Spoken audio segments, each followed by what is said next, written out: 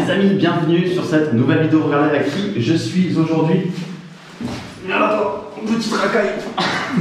Monsieur Bernard, est-ce que tu te rappelles de Bernard? Je sais que certains d'entre vous me l'ont réclamé plus d'une fois.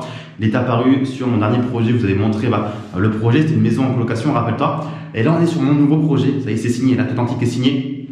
Je t'en parle quand cette fois-ci tout est terminé, ceux qui ont un petit peu suivi les aventures ont pu voir que des précédents projets ont malheureusement capoté, mais celui-ci c'est bon, l'acte authentique a été signé la semaine dernière. Donc je vais te le présenter et Monsieur Bernard est là, comme toujours mon fidèle associé. C'est grâce à lui que cette opération a lieu. Donc voilà, il n'est pas mort. Pour ceux qui se posaient la question, il n'est pas mort, mais Bernard a une vie très très mouvementée. Donc on va faire la visite avec lui. Où est-ce qu'on est ici? On est à Reims. Je ne vais pas te montrer la façade, etc. Parce que je sais que parmi vous, il y a beaucoup de gens qui sont très très bien. Il y a aussi des gens qui sont là pour nuire. Donc on évite de montrer les façades, on évite de dire les quartiers. On est quelque part à Reims, dans un immeuble. Très bien. De 5 lots, il y a 4 lots actuellement aujourd'hui. Et le but, c'est d'en créer un 5e que je vais te montrer en haut avec toute la problématique qu'on peut avoir dans des villes comme Reims, des grandes villes où il faut en a des parkings. Et je vais t'expliquer à la fin de cette vidéo une galère qu'on a eue avec justement les parkings. Puisque il me lâche les mains. J'ai lâché 40 000 € à l'heure d'aujourd'hui pour rien, puisque la mairie ne veut pas des parkings. On en reparle à la fin de la vidéo. Ici, on est dans un appartement. Donc tu peux voir, il est un petit peu dans son jus. Il n'est pas vraiment tout à fait vivable. En fait, c'était l'atelier du propriétaire.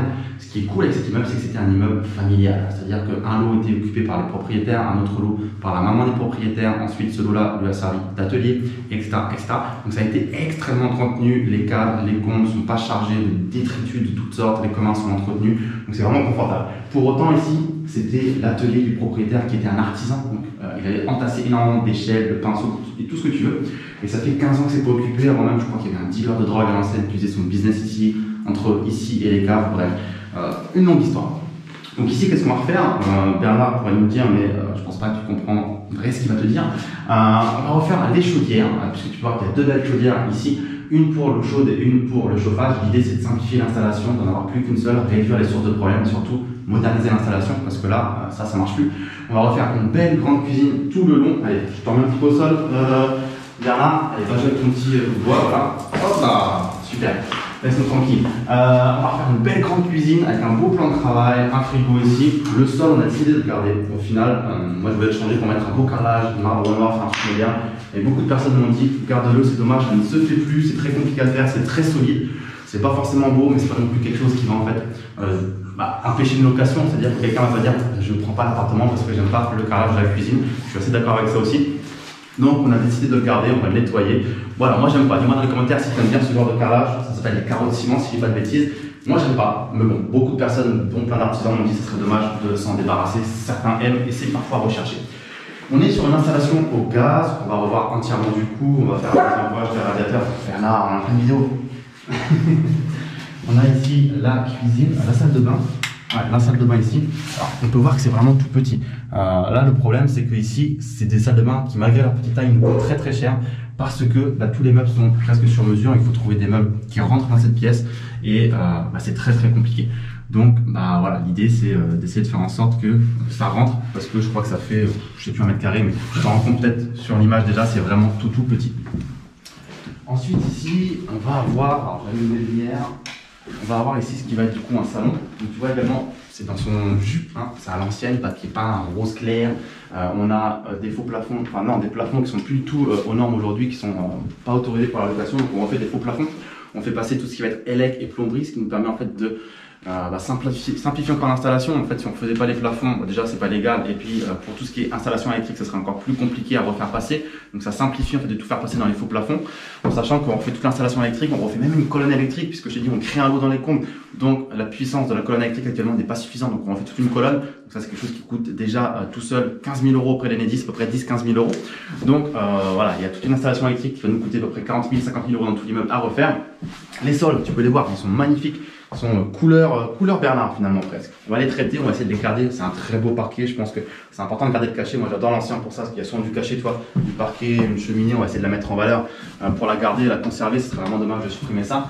Et on a également des belles fenêtres. Alors, on ne les voit pas ici de l'intérieur, mais de l'extérieur, c'est vraiment des fenêtres qui sont classées. C'est des fenêtres classées art déco. Donc là, elles sont en simple vitrage, on va les passer en double vitrage. Mais et voilà, l'idée elle est là. On a également pas mal de rangements. Je sais pas si tu as vu dans la cuisine, il y avait bien un petit placard comme ça, une sorte de petit cellier pour du rangement. Ici on a pareil dans le salon, donc c'est assez sympa pour trouver des espaces de rangement. Chambre ici, même délire. Donc, parquet qu'on va essayer de garder. Installation à refaire, double vitrage à changer, faux plafond à refaire. Bon voilà, en gros c'est une rénovation complète à faire. C'est pas quelque chose d'effrayant, dis-moi dans les commentaires si tu trouves ça effrayant. C'est vrai qu'il peut y avoir beaucoup de travail, finalement sur tout l'immeuble on va injecter 150 000 € de travaux sans compter les meubles parce qu'on va louer un meublé. Donc c'est quand même beaucoup de travaux sur la totalité de l'immeuble. Mais tu vois, c'est quelque chose où on peut se projeter, les espaces sont présents, les volumes sont présents. Donc voilà, c'est juste à faire finalement. Aller dans l'ordre, commencer par ce qu'il faut commencer, tout ce qui est élec, plomberie, et ensuite aller dans l'ordre. Donc voilà pour ce premier lot. Alors là on est au rez-de-chaussée. En face de cet appartement là, il y a un autre appartement mais qui est actuellement occupé par un locataire. Donc on va pas y aller, on va passer discrètement pour pas faire de bruit. Sur le rez-de-chaussée en fond, il y a une petite cour, je n'ai pas non plus la montrer parce que j'ai pas envie que les gens puissent reconnaître d'autres bâtiments, d'autres immeubles à côté. Donc on va directement monter l'escalier pour aller sur les deux appartements du premier étage. Tu vas pouvoir constater un petit peu les communs, on va te les montrer, c'est vraiment très propre, il n'y a rien à refaire. Donc je te propose de me suivre et je ne vais pas parler simplement pour pas faire de bruit pour la locataire qui est un peu malade en plus. Donc voilà, je prends Bernard avec moi et on y va dans le calme et le silence. Voilà.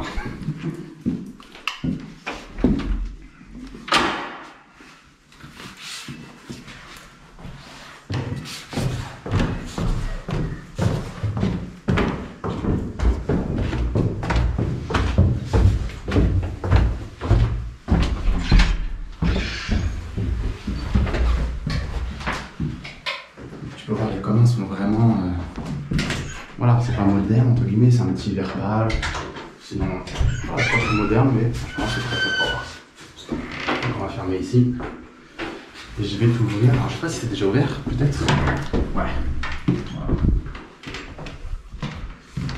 Et peut-être que tu vas reconnaître qu'en fait, on est pile au-dessus de celui que je t'ai montré tout à l'heure. Et c'est la même typologie, ok? Allez, Bernard, je te pose ici. Tu restes sage ici. C'est la même typologie, tu peux sûrement reconnaître la cuisine ici, les deux chaudières qu'on dégage. L'avantage, entre guillemets, c'est qu'on a déjà du double vitrage avec des volets électriques. En fait, ici, c'était la maman des propriétaires qui habitait là. Donc ça avait été rendu un peu plus vivable. Et elle est décédée, donc ça, c'est quand même un peu défraîchi. On sent que c'est encore ancien et vieillot. Avec cette grève, tapisserie, etc. etc. T'as pas l'air à l'aise ici, hein? Allez, on va te redescendre. On va te redescendre, voilà. Pareil, ici on refait les faux plafonds, on fait passer tout ce qui est plomberie, électricité. Les sols ici, c'est les mêmes qu'on a, carreaux de ciment, on conserve du coup. Ici, on a chambre et salon. Alors, hop. Ici on a du lino, donc on va en fait enlever, voir ce qu'il y a en dessous. Normalement il y a un parquet, hein, c'est même sûr. On veut simplement voir dans quel état il est, est-ce qu'il y a de l'alcool, est-ce que... on ne sait pas. Si on peut le récupérer, on le garde. Si on ne peut pas le récupérer, on mettra un parquet flottant, tout simplement. Ok? Donc, on ne peut pas regarder ici, tu vois bien que c'est des pièces dont les espaces sont présents. Il n'y a pas grand chose à faire. Il y a du taf, mais il n'y a pas grand chose à dire plutôt, c'est ça. La salle de bain. Tu peux peut-être un peu plus te projeter par rapport à en bas. C'est un peu l'idée, encore une fois, faire une cabine de douche dans le fond. Un WC droit, d'aller de travers, on va le remettre droit. Et puis un lavabo. En sachant qu'ici, il y a une petite estrade. On ne sait pas pourquoi. On va voir pourquoi il y a une estrade qui a été mise, volontairement ou non, sûrement pour des soucis d'évacuation. On va voir en démontant tout ça. De toute façon, on casse tout, on refait tout. Et ici, et ben pareil, un vieux lino, un papier peint vieillot, une armoire en cadeau. Donc voilà, c'est gentil. On a encore galéré à se débarrasser de ça. Dans tous les projets, je pense qu'il y a toujours une vieille armoire de grand-mère qui traîne sous prétexte de cadeau de la part du propriétaire. On a tous compris que ça fait chier tout le monde de s'en débarrasser. Donc on va voir comment on fait. Mais voilà. Donc voilà, Bernard, quelque chose à ajouter ou pas? Est-ce qu'on parle un petit peu des chiffres maintenant? Bernard, qu'est-ce que t'en penses? Ouais. Il va plutôt vers l'autre lot. On va en parler après. Restez bien jusqu'à la fin de la vidéo. Il faut que je vous balance tous les chiffres, combien j'ai acheté ça, quel apport j'ai mis. Vous allez voir, on a mis un gros apport, je vais t'expliquer pourquoi. Bref, je te donne tous les chiffres à la fin. Alors Bernard, on va aller en face. Ça, je l'ai fermé. Tac. Est-ce que je l'ai décliné quelque part? Ouais, c'est ça. Alors, les amis, on va y arriver en direct, j'espère. Je ne suis pas encore extrêmement familier avec toutes les clés. Trop facile. Ici, c'est l'appartement où vivaient les propriétaires. Rappelle-toi, les propriétaires de l'immeuble avaient un appartement ici et ils vivaient sur place, ils y habitaient depuis des décennies. Donc, c'est celui qui est le plus entretenu et celui sur lequel on va faire presque pas de travaux. Je te demande d'avoir la cuisine. Alors, si tu veux, regarde un petit peu d'avoir les clés. Ça, c'est la magie d'acheter un immeuble. Hop. on te remet, voilà, on te remet des tas de trucs comme ça. Et il n'y a même pas tout ici. Et c'est que 5 lots en vrai. Donc c'est même pas énorme, mais ça fait déjà beaucoup. Ici, on est donc dans la cuisine. Bon, dis-moi dans les commentaires également si tu aimes ce genre de cuisine. Voilà, c'est fuchsia. Je sais même pas c'est quoi la couleur. Rose, fuchsia. Voilà. L'avantage, c'est que ça fait le taf. Tu vois, il y a les plaques, lavabo, four, micro-ondes, lave-linge, lave-vaisselle, frigo, congélateur. Voilà, il n'y a rien à faire. Après, si on veut vraiment reprendre la cuisine, on le fait. Mais l'idée, c'est vraiment d'aller louer ça à une clientèle d'étudiants, les 5 lots. On va faire un immeuble étudiant en meublant tout. Donc, un étudiant qui arrive là et qui a ça, franchement, moi, si j'étais étudiant et que j'avais tout ça, merci toi. Franchement, très très bien. Donc, voilà. Ici, on a le salon. Donc là, pareil, on aime ou on n'aime pas avec la décoration, avec un peu campagnard, on va dire, avec ce blé qui est présent ici, les fausses poutres qui ont été installées, même le mur qui est boursouflé comme ça, je ne sais pas si tu t'en rends compte à la vidéo. En fait, le mur il n'est pas du tout lisse, il n'est pas du tout droit, il est totalement boursouflé, je ne sais même pas comment ils ont réussi à faire ça. Il m'a dit qu'il l'avait fait lui-même, mais bon, voilà, il a fait une petite déco atypique. Et j'ai racheté quelques meubles au propriétaire directement qui n'a pas pu les descendre avec lui puisqu'il déménageait dans le sud. Donc comme ça permet déjà de meubler un petit peu. Et ici, il n'y a vraiment rien à faire. La seule chose qu'il y a à faire, je vais te le montrer tout de suite. Alors, avant de te montrer la salle de bain, on voit encore qu'on est sur la même typologie que les deux autres salles de bain. Et l'idée, c'est vraiment de faire la même chose. Une cabine dans le fond, un meuble vasque comme ça, et un petit WC. Tu vois, c'est vraiment tout petit. Mais j'ai envie de dire, c'est pas l'endroit où on passe le plus de temps dans la journée. Peut-être que les filles vont avoir du mal à poser peut-être tous leurs produits ou des choses comme ça. Mais bon, on va essayer d'optimiser comme on peut. Ok. Et du coup, ici on a la chambre. Hop.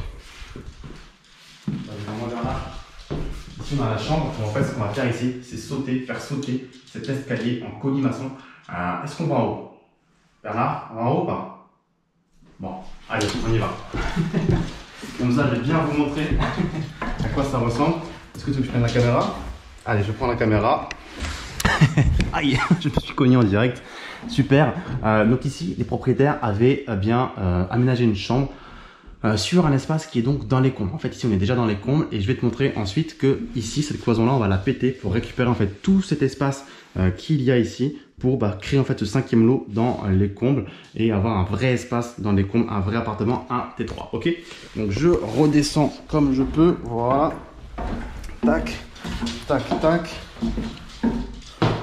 Et donc l'idée, c'est donc de faire sauter cet escalier en colimaçon, en reboucher le plafond et récupérer la surface d'en haut pour l'appartement du haut dans les combles. D'accord? Donc voilà pour cet appartement et je vais te montrer maintenant les combles. D'accord? On y va? Oui. Oui. Quel petit chien adorable. Allez. Donc tu vois ici on a tout ce qui est compteur. Donc il nous manque un compteur, hein, forcément vu qu'on veut créer un lot dans les combles, il nous manque un compteur.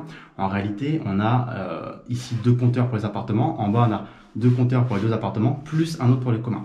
Donc on va voir, soit on arrive à avoir facilement un autre compteur, soit on va se servir de celui des communs pour d'abord l'appartement et ensuite redemander une régularisation auprès des Enedis pour avoir un compteur commun. Bref, ça c'est un peu les détails techniques.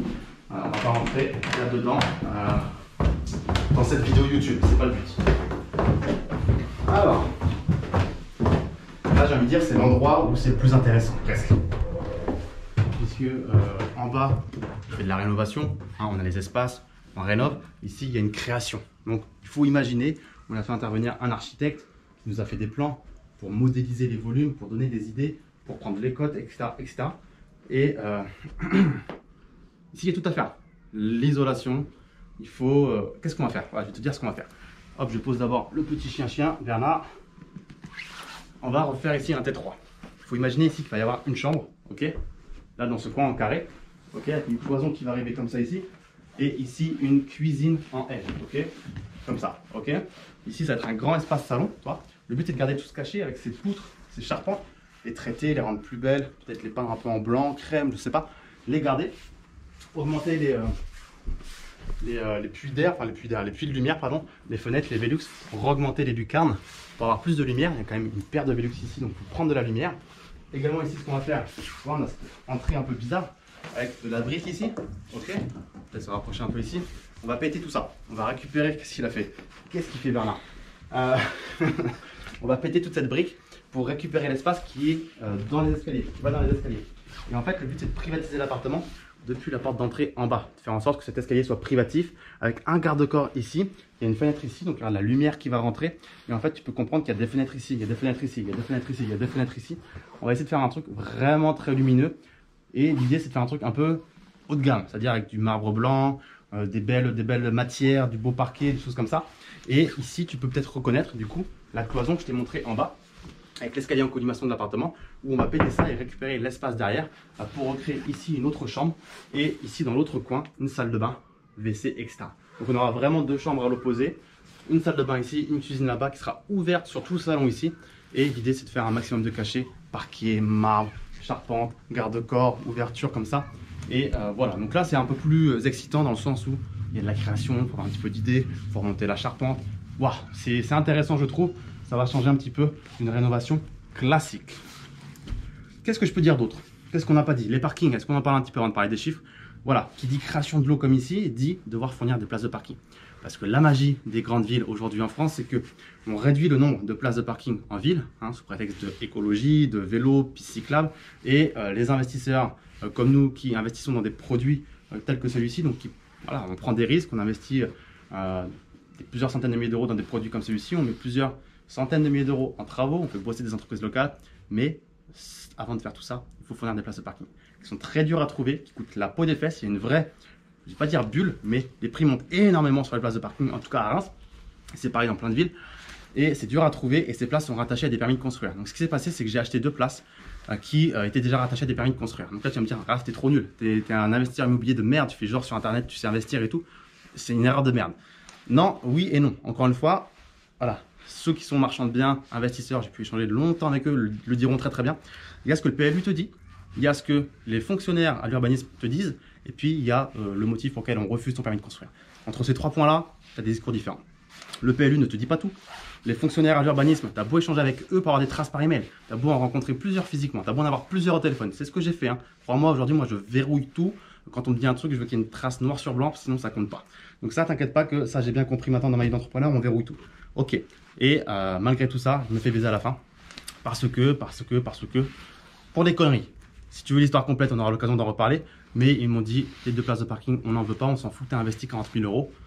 Il fallait nous demander avant, sauf que quand on leur demande, ils t'envoient chier en te disant, arrête de nous poser des questions, dépose ton dossier. Bref, voilà, c'est magnifique. Donc l'idée elle est là, c'est que soit j'ai réussi à trouver une place de parking rapidement, parce que les ABF ont donné leur autorisation, il n'y a pas de souci, il manque juste une place de parking et ça sera officialisé. Je pourrais faire ça de façon officieuse, ne plus rien dire à personne, faire ma rénovation, terminé. Je ne suis pas de ce genre d'investisseur, j'aime bien quand tout est carré, qu'au cadastre il y ait le nombre de lots officiel, qu'il y ait le nombre de compteurs officiels, que la taxe foncière soit recalculée, que l'assurance, il n'y a pas de souci. Voilà, je ne suis pas dans l'officieux, même pour la revente, la valorisation, c'est très important. Donc, on va réussir à trouver une place de parking et si on ne la trouve pas, il y a toujours une solution qui est de louer une place de parking avec un bail notarié de minimum 15 ans. Donc là, c'est encore plus facile, mais l'idée, c'est que plutôt que de payer 15 ans x 12 mois x 400 euros, soit 15 000 euros, vaut mieux vaut acheter directement une place de parking qui vaut 15 000 euros. C'est toujours plus intéressant d'être propriétaire de la place de parking et ça, c'est pas Bernard qui me dira le contraire, parce que Bernard, il adore les actifs aussi. Qu'est-ce qu'il fait, Bernard? Drôle de position, ça.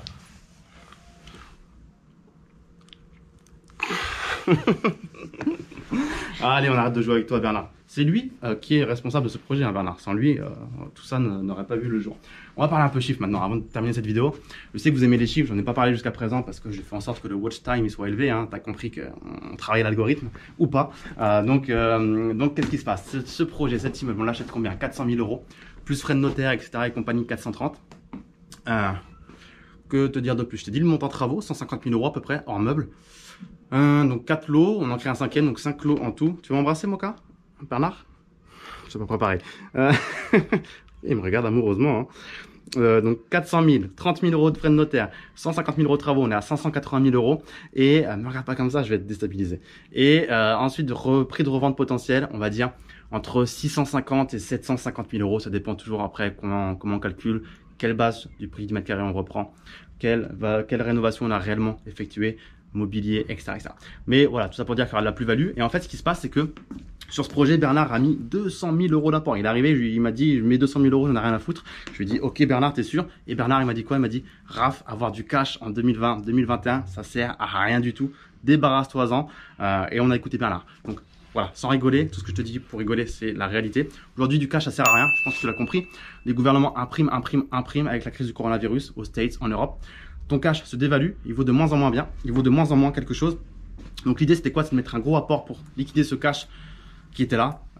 Aller sur un immeuble qui est beaucoup plus patrimonial, hein, tu l'as capté, on est en plein Reims, donc ici avoir de la rentabilité sur des bases d'emprunt à 110%, etc., ça aurait été pas possible du tout en fait. Si j'avais fait un emprunt à 110%, je ne serais pas rentable.